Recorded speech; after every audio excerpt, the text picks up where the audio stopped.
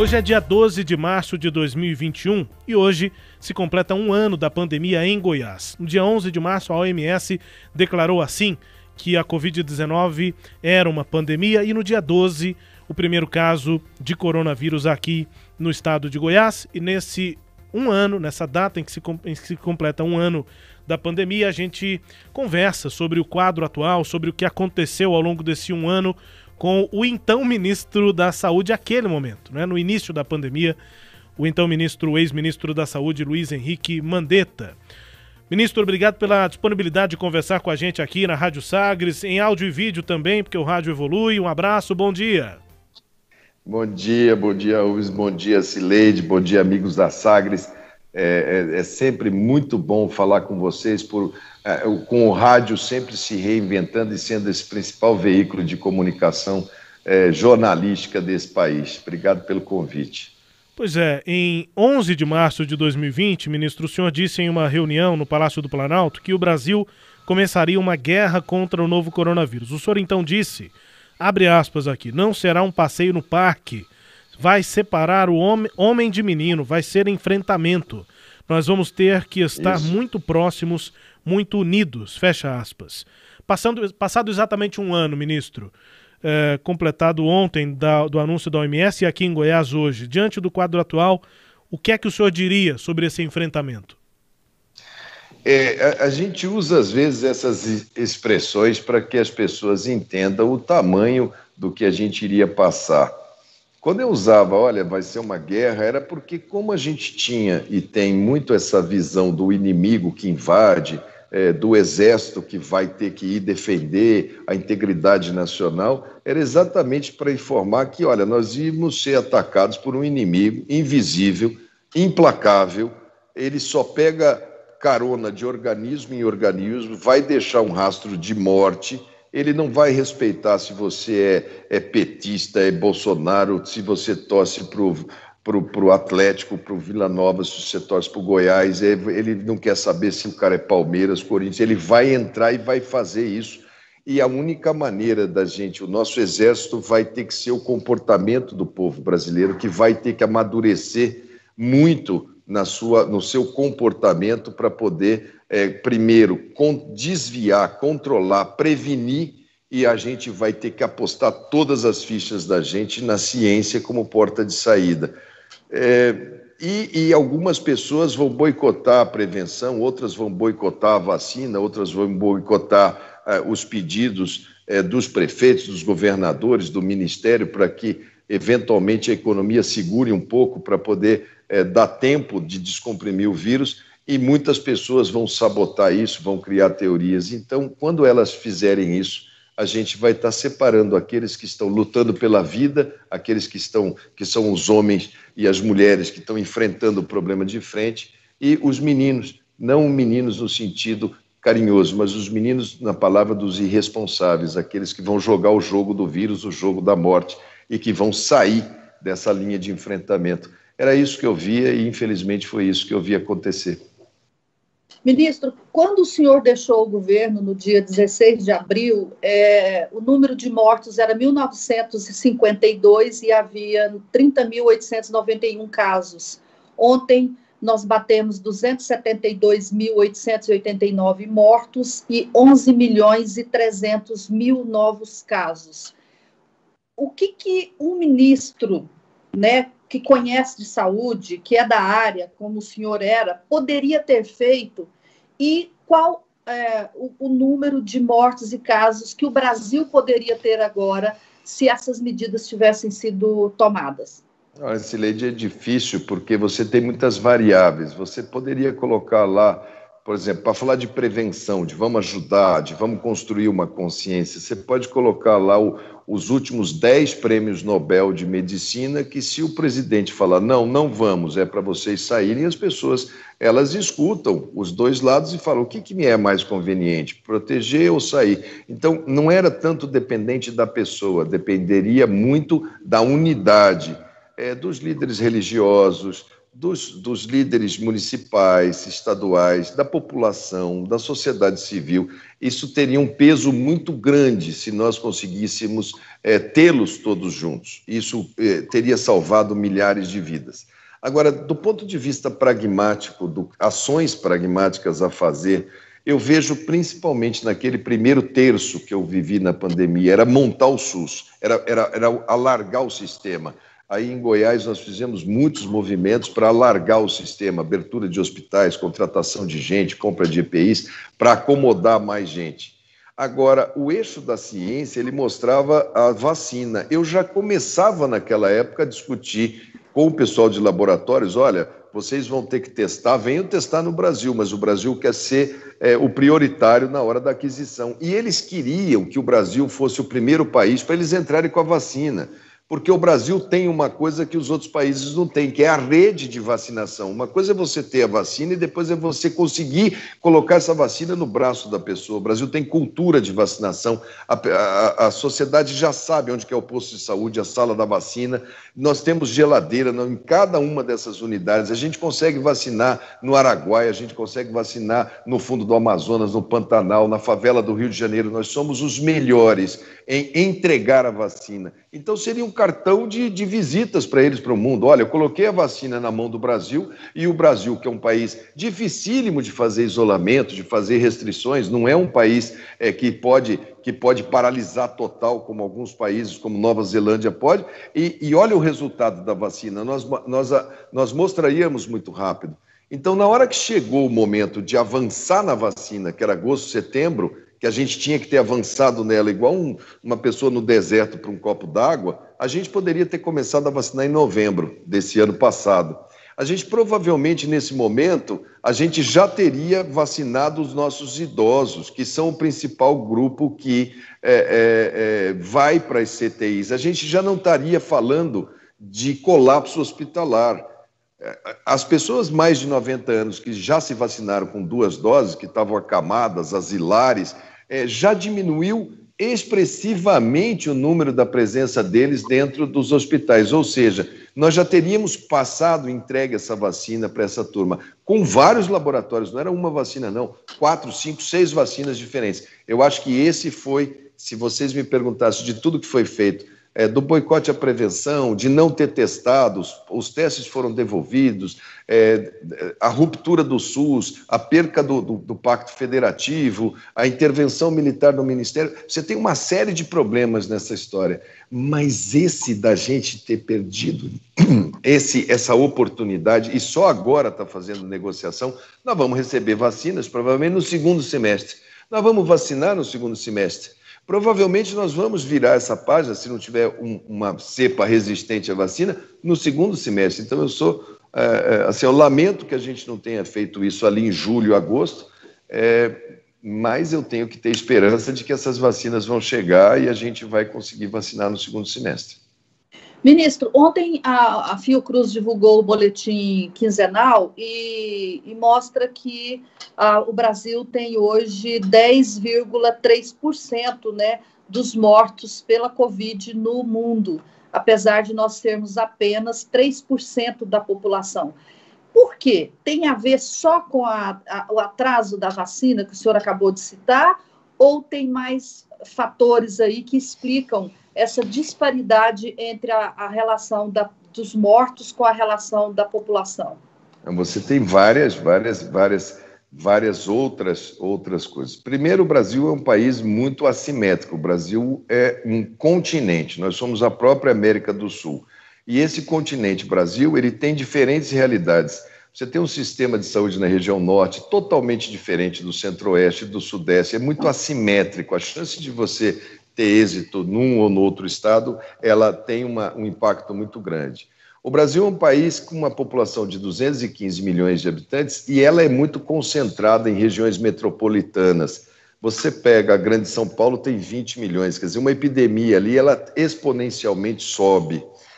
o Brasil não conseguiu fazer um bom equilíbrio. Mesmo quando ele deu um auxílio de R$ 600, não teve uma contrapartida de comportamento para isso daí. Olha, isso daqui é para você ajudar nesse sentido. Foi simplesmente, ó, eu vou te dar isso daqui, e aí, tá tudo bem? Vai lá, compra cerveja, vamos fazer festa. Não, isso daqui é condicionado a gente para você poder ajudar no esforço. Faltou liderança, faltou comunicação, faltou conscientização das pessoas de que aquilo dali não era uma ação diferente do que ela estava dentro da estratégia de proteção. Então, a população brasileira ela ficou muito à mercê, ela não entendeu bem. Afinal de contas, é para eu ficar em casa, eu sigo, isso é uma gripezinha, para de mimimi, vamos trabalhar, toma cloroquina, pego esse dinheiro, faço o quê? Por que eu estou recebendo? Enfim, virou uma grande Babel. Nós perdemos a unidade da condução da doença. Quando você perde, você deixa a população à mercê. Ela fica achando que isso é fatalidade. Realmente, morreu a mãe de fulano, morreu ciclano, puxa, morreu de corona, pegou aonde? Como se esse pegou aonde a gente pudesse, num país que está com essa transmissão tão alta, saber de onde que pegou. E é quase quando todo mundo falando, não foi de mim porque eu não fui lá naquele dia, olha, fulana beijou. Não, é o somatório geral, e a gente perdeu, a gente deixou as pessoas... E a internet foi o grande campo fértil, né? As pessoas querendo desqualificar todas as pessoas. Olha, esse Mandetta não presta, fulano não presta, olha, ele está falando isso, o prefeito não presta, o governador não presta, o rádio não presta. Joga a culpa na imprensa, joga a culpa na China, joga a culpa na Organização Mundial de Saúde, joga a culpa no Ministério. Tire essa culpa da gente. Então a gente passa por isso, se choca com os números, mas não reconhece a sociedade como um todo, totalmente fragmentada, dividida e sem consciência da gravidade do problema. E o que é pior, com 273 mil, como você falou, em viés de alta. E está todo mundo falando assim, quando será que vai ter 3 mil? Gente, eu espero que nunca. Agora, com viés de alta, daqui a pouco você vai falar, chegamos aos 300 mil, está todo mundo sabendo que uma hora vai ter que dar essa notícia. Está todo mundo sabendo que daqui a pouco chegamos aos 400 mil. Se não tiver um comportamento. Então, nunca é tarde para mudar, nunca é tarde para tentar fazer alguma coisa. Pois é, o que a gente entende do que o senhor está falando aí, né, virou uma Babel, não tem unidade de condução da crise, tudo isso leva ao presidente Jair Bolsonaro, que é quem deveria estar fazendo esse papel. Existe um movimento forte de alguns senadores para a criação da CPI da pandemia. O senhor é a favor de que se faça isso? Quando o senhor diz alguma coisa tem que ser feita, o que seria? Já que nós temos um presidente que apareceu de máscara anteontem para dizer que ele defende máscaras, mas ontem já voltou a ser o Bolsonaro de sempre, dizendo que vai tomar cloroquina se for reinfectado, condenando o lockdown. Quer dizer, o que fazer, né, com esse presidente? Olha, Silene, minha vivência médica, eu sou cirurgião. Nós estamos ali com o paciente com enorme sangramento. Tem que clampear o vaso, tem que parar de sangrar. Tudo que eu fizer diferente de tirar o foco desse problema aqui, eu não vou estar ajudando agora. Tem muita coisa importante que eu vou ter que fazer.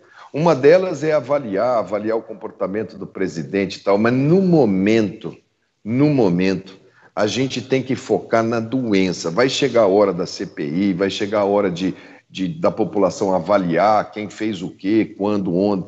Então, eu não entro muito nesse julgamento, nessa questão de vamos fazer impeachment, vai ter CPI, vamos julgar, vai para a justiça, não vai julgar, porque isso só vai aprofundar, vai ser uma diversão aqui, vai ser um componente político aqui no campo da política que vai tirar o foco do que a gente tem que fazer agora. Agora a gente tem que estar discutindo coisas como a estratégia de vacinação vai continuar sendo essa, nós vamos continuar vacinando cidades que têm 5 mil habitantes, mandando para lá 100 doses, que eles produzem um caso por ano, com medida não farmacológica, essas 100 doses podiam ser dadas em Anápolis, na região da Grande Goiânia. Esse tipo de discussão eu estou mais focado nela. Mas eu acho que vai chegar uma hora que cada um vai ter que responder pelos seus atos. Eu vi o ministro da Saúde ir para Manaus, ficou 3 dias em Manaus antes de ter maior crise, a maior tragédia no mundo, que é você matar as pessoas por falta de oxigênio. Eu já presenciei vários tipos de mortes na minha vida, não gosto de presenciar mortes, mas a morte mais cruel é por asfixia. É quando você puxa o ar e o ar não vê, é como botar um saco plástico na cabeça e tentar respirar. Ele vai embora de lá e deixa como recomendação um carregamento de cloroquina e um aplicativo para as pessoas darem cloroquina e acaba o oxigênio no dia seguinte. Quer dizer, isso um dia vai ter que ir para uma CPI, para alguma coisa, porque senão essa negligência, essa falta de equipe, ela tem um preço. Agora, eu acho que isso pertence a um momento posterior. É igual quando se acabou a Segunda Guerra Mundial, acabou, aí depois não teve o Tribunal de Nuremberg, a posteriori. Tá, mas para usar essa metáfora que o senhor usou, o paciente está sangrando. E o chefe do centro, cirurgião mora. O cirurgião-chefe, ele tem que tomar uma decisão, ele não está tomando. E aí, o que fazer? O paciente vai morrer. Nessas horas, nós vamos ter que pegar os outros que estão em volta e falar, dá licença, me dá o bisturi, eu vou operar. Não vai ter jeito. A gente vai ter que fazer isso como sociedade, a gente vai ter que fazer isso apesar dessa condução equivocada. Não me pergunte muito com que fórmula. Eu tenho ajudado com o que posso. Ontem eu conversei demoradamente com o governador aí do Goiás, com o governador de São Paulo, com o do Rio Grande do Sul, com o da região Nordeste. Para mim, tanto faz se a pessoa é A, B ou C, se é partido A, tentando ajudar a criar as melhores práticas.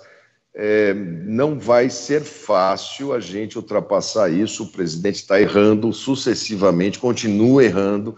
E quando você muda a postura, mas não é por convencimento, quando não é por respeito à vida, quando não é por coração, quando você simplesmente põe uma máscara porque a rede social, porque a pesquisa está mostrando aqui que você está muito negacionista, tem que mudar, então põe essa máscara, aquilo fica fake, aquilo piora ainda mais a situação. Ele tem que... todo mundo tem o direito de falar, não, eu vou rever minha estratégia, eu vou rever minha posição, eu não preciso estar nessa linha a vida inteira. Então... eu espero que essa ficha caia, mas enquanto isso eu vou lutar com aquilo que eu posso hoje. Eu não tenho mandato, eu não sou deputado, eu não sou senador, eu não sou polícia, eu não sou juiz, eu não sou nada. Eu vou lutar como um cidadão, participando, falando, orientando, para deixar a mensagem de que todo mundo sabe o que tem que fazer já. Bom, o senhor disse que conversou com o governador Caiado e ontem ele teve uma reunião com os presidentes de poderes em que ele disse que Goiás chegou no limite. Ele deve ter falado isso para o senhor, né? Nós estamos com a ocupação dos leitos acima de 98%. Ele disse que não há mais como expandir a rede física e ele está pensando em tomar algumas medidas. Na sua opinião, como um especialista na área, a gente está tendo algum isolamento, os prefeitos estão fazendo, mas os índices de isolamento são baixos, estão na faixa de 30% só, mesmo com as medidas restritivas. Nesse momento, o que cabe ao governador de Goiás fazer, se o senhor pudesse dizer para ele o que fazer? Eu não me aprofundei totalmente, nós fizemos uma troca de impressões, eu recebo números, eu monitoro vários números, nós estávamos conversando e analisando. A capacidade de expansão, porque tem muita gente que fala assim, abre mais hospital, põe aí uma cama, põe um cilindro de oxigênio e põe uma pessoa vestida de branco, entende? Não é isso, gente. É a capacidade máxima, porque as pessoas ficam olhando as mortes por Covid e as pessoas estão morrendo das outras também. Nós estamos falando de 270 mil só de uma doença. Então, se você tiver um infarto do miocárdio hoje dentro de Goiás, pode ser que não tenha o leito de CTI para o seu pai infartado ou para você. E eles acontecem sem mandar aviso. Se você tiver um derrame, se você é caminhoneiro, está aí, Deus me livre, mas tem um acidente politraumatizado, você vai lá no Hugo, aqueles leitos que ajudavam a ter e já eram apertados, eles podem não ter, e você tem aí um quadro chamado colapso. É isso que o Goiás está nessa linha estreita disso para lá ou para cá. Numa situação dessa, você só tem duas coisas. Se você não consegue vacinar, você vai ter que fechar a circulação, vai ter que diminuir a circulação, vai ter que pedir mais sacrifício das pessoas para não deixar chegar nesse ponto. Só que pedir esse tipo de sacrifício num país que está sem auxílio, que está sem condição, que as pessoas precisam comer, você tem que criar um colchão para amenizar. estão discutindo quais seriam essas melhores práticas. O próprio empresariado, que está no limite dos seus pagamentos de taxas e receita baixa, e com razão, e é legítimo que eles queiram a movimentação das pessoas, também precisa de um pacote de proteção. Então, eu acho que o governador Caiado agora constrói, a partir desse fato do colapso, ele está construindo, e é com isso que ele está dialogando com demais poderes, para poder apresentar para a sociedade goiana. Não é nenhum arrobo, não é nada. Apresentar a vida como ela é. Está aqui e nós vamos ter que tomar medida. Ministro, eu sei que o senhor tem outro compromisso agora, a gente está quase no fim da nossa conversa, mas eu não posso deixar de falar de política. O governador, ontem o senhor apareceu na pesquisa do Atlas como um dos 4 que podem vencer o presidente Bolsonaro no segundo turno, o senhor, o Lula, Haddad e Ciro Gomes. E também o senhor aparece no outro ponto da pesquisa como o político que tem a imagem mais positiva, né, entre todos os que estão citados lá. O senhor estava dizendo, tem dito, que não é hora de definir candidaturas, que mesmo a entrada do Lula, a volta do Lula para o processo político não o faz pensar nisso. Mas essa pesquisa, essa realidade nacional, não estão empurrando o senhor para esse processo de decisão? Olha, Cileide, no Brasil até o passado é imprevisível, né? Quer dizer, a gente vinha com uma coisa e mudou, agora não. Agora, daqui a pouco eles vão mandar a gente pagar indenização para o Lula, devolver dinheiro para o Barusco, o Debrecht não existiu, quer dizer, isso é uma coisa que a justiça vai ter que dar uma explicação para o povo. Agora, se é para ter essa decisão esdrúxula aí, que eu não sou do campo do direito, melhor que seja agora. Já imaginou isso em julho do ano que vem? Então, eu acho que agora é hora das pessoas, o impacto da notícia, alguns comemoram, os radicais estão mais radicais do que nunca, dos dois lados.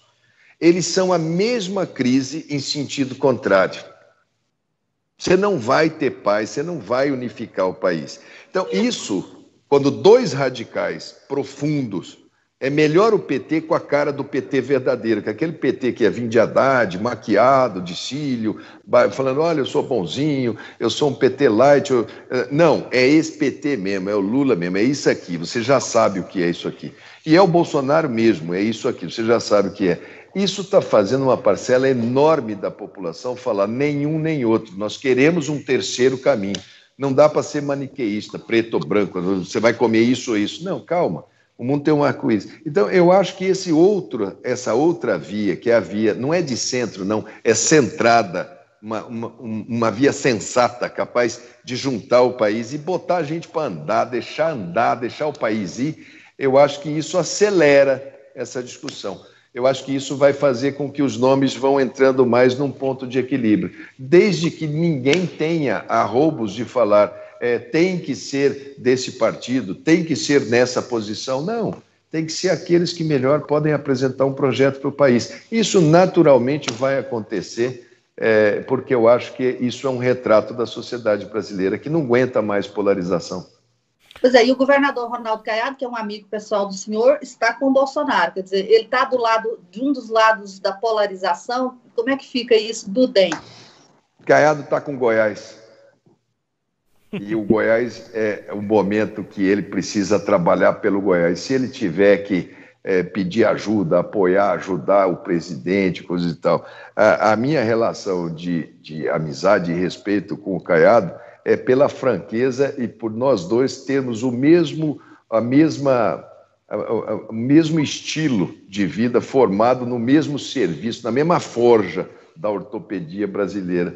É papo bem reto, é bem fácil da gente se entender, é bem tranquilo. Eu acho que o Caiado está com o Goiás, o momento agora dele, ele está focado no Goiás, e eu também estou querendo ajudar ele, e o que eu puder fazer para ajudar o Goiás, eu vou estar, pode ter certeza que eu vou estar ajudando o Caiado. Só vou fazer um reparo na sua fala, ministro. Aqui em Goiás, a gente não gosta de dizer o Goiás, isso é coisa Goiás. De candango. Coisa de candango. Rapaz, olha... Porque não existe artigo antes da palavra Goiás. Aqui, não tem artigo. É igual o Mato Grosso. Não é o Mato Grosso. É o Mato Grosso. Aqui a gente tem esse hábito de linguagem. Aqui o que nos causa problema é quando a pessoa fala com a gente que está em Mato Grosso do Sul e fala: bom dia, como é que está o Mato Grosso? Eu falo: eu não sei, eu não moro lá. Isso. Aqui em Goiás é a mesma coisa.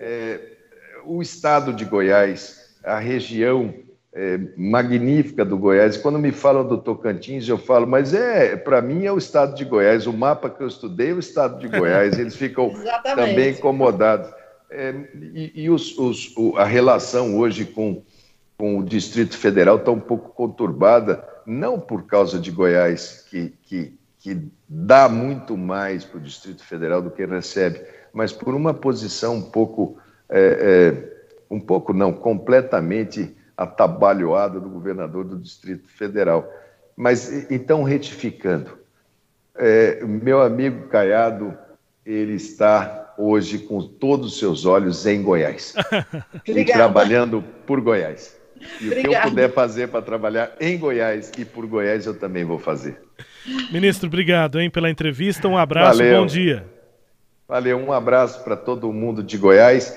E, gente, eu participo muito, estou aqui na Sagres hoje, mas a mensagem protege. Vamos ficar atento. Está complicado. A epidemia está em paralelo, está no Nordeste inteiro, no Centro-Oeste inteiro, Sudeste inteiro e Sul inteiro.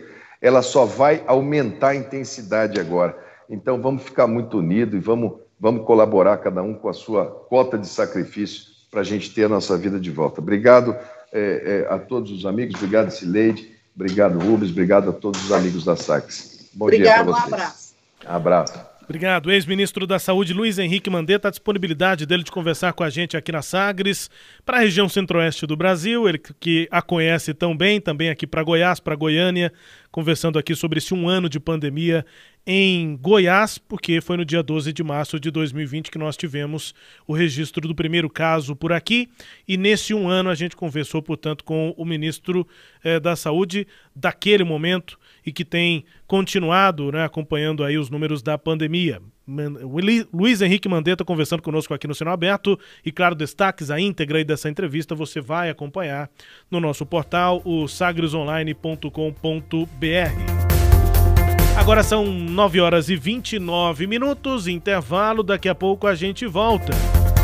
Mas o ministro se apresenta para o cenário político, Cileide. Sim, ele se apresenta, ele tem reiterado que não é hora de definir, ele deu uma entrevista também hoje para o jornal O Estado de São Paulo, em que ele fala exatamente isso. Ele está dizendo aí, que Lula não muda o cenário e que ele é melhor enfrentar um PT com cara de Lula do que um PT com cara de Haddad. Sei não, Rubens, eu discordo dele. Eu acho que o Lula tem muito mais capacidade de liderança e muito mais condições de disputar, eleitorais, do que o Haddad. Haja vista que as pesquisas que foram divulgadas esses dias mostram o potencial de voto de Lula, que é muito maior que o potencial de voto do Bolsonaro e do Haddad, E também ontem, na pesquisa Atlas, que eu citei aqui, que foi divulgada ontem, o presidente pode perder para 4 pessoas no segundo turno, que é o Mandetta, o Lula, Haddad e Ciro Gomes. Detalhe, o Haddad é o que tem a maior dificuldade para ganhar de Lula. Ele aparece quase na margem do Bolsonaro, desculpa. Ele está quase na margem de erro, a diferença de votos entre os dois. Portanto, o potencial de voto de Lula é maior. E aí, acho que ele deu uma palavra que eu sintetizaria, essa parte política da fala dele, que é o seguinte: ele busca não é o centro, é uma via centrada, sensata. Ou seja, ele está tentando convencer de que é possível ter um candidato potencialmente forte que não seja desses dois polos, o que seria uma coisa inédita, no Brasil. Os polos é que têm vencido as eleições no país. Ele se apresentando como sendo essa possibilidade, dizendo que Lula e Bolsonaro são a mesma coisa em sentidos contrários, Também foi algo que disse aqui o Mandetta na entrevista, que estará lá no nosso site, no nosso portal sagresonline.com.br.